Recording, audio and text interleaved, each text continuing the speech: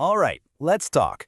If you're a Java developer who's ever worked on a big monolith, I'm sure you know the feeling. You need to change one tiny little thing, a single configuration value, and bam, you're suddenly looking at a whole new deployment cycle.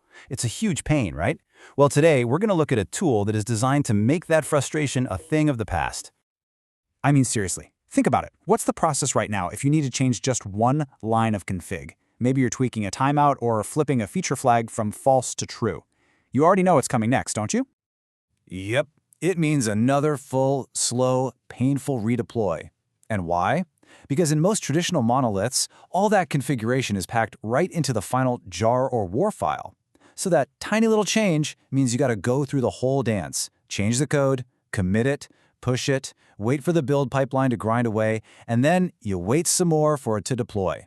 It is just so tedious, and it totally kills your momentum. But what if there was a way better way?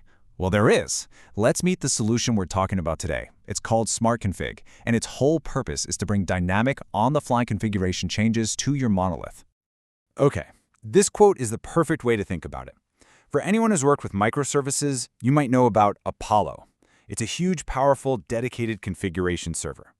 Smart Config is basically like taking all that power and shrinking it down into a tiny package that lives right inside your application.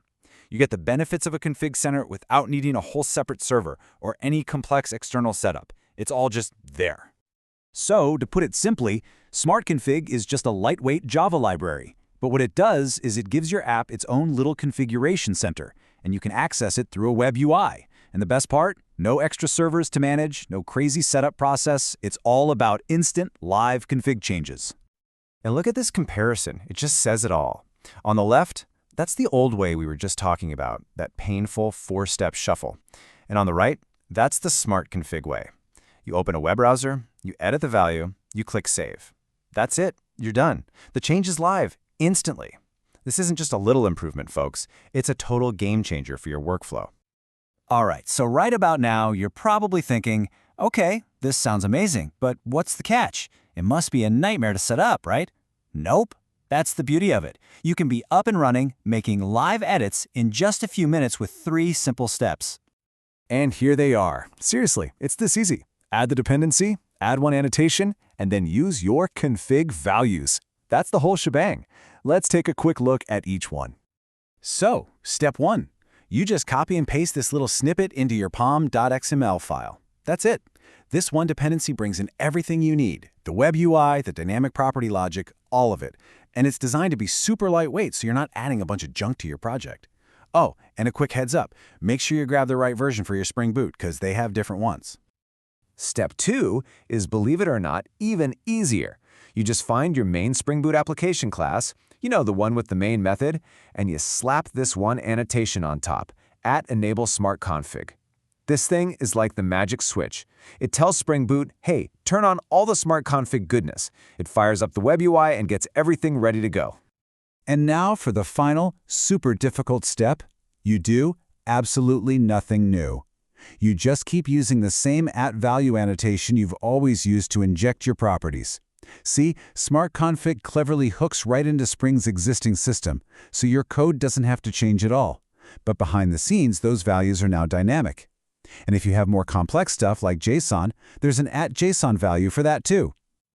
Okay, so we've established the setup is a total breeze, but what do you actually get once it's running? Well, this is where it gets really good. You get a ton of powerful features, but with zero bloat. I mean, just look at this list. Of course, you've got the live edits from the web UI, but it also handles complex stuff like JSON objects and lists, which is huge. It integrates perfectly with Spring Boot. It even has built-in authentication, so not just anyone can go changing your settings. Your changes will stick around after a restart, and get this, it even works for non-Spring apps. That's a pretty stacked feature list. And this number right here is my favorite feature, 0.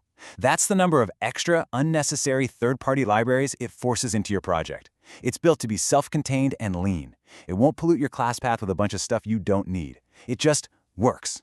So once you've got it running, you just open up your web browser and go to port 6767. And this is basically what you'll see. A nice, clean table with all your config keys, what their current value is, and what the original default was. Want to change a feature flag from false to true? Just click, type, and hit save. It's really that easy. You know, when you put it all together, Smart Config is way more than just another library. It's about leveling up your entire workflow, it's about stopping all that waiting around and just getting things done faster. So if you are tired of that endless redeploy cycle for every little config tweak, this is what you need to do. Open up a new tab and head right over to the project on GitHub. There's the address right there. And while you're there, here's what you can do. First, give that repo a star. It's the best way to show support and keep up with the project. Then, the most important part, try it out. Spin up a little side project and see for yourself how easy it is. And hey, it's open source. If you have an idea or find something, raise an issue.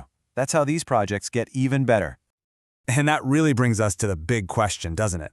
Just think of it, all those hours you spend every week, every month, just waiting for builds and deploys for these tiny little changes. When you get all that time back, what are you going to do with it? Something to think about. Thanks so much for tuning in.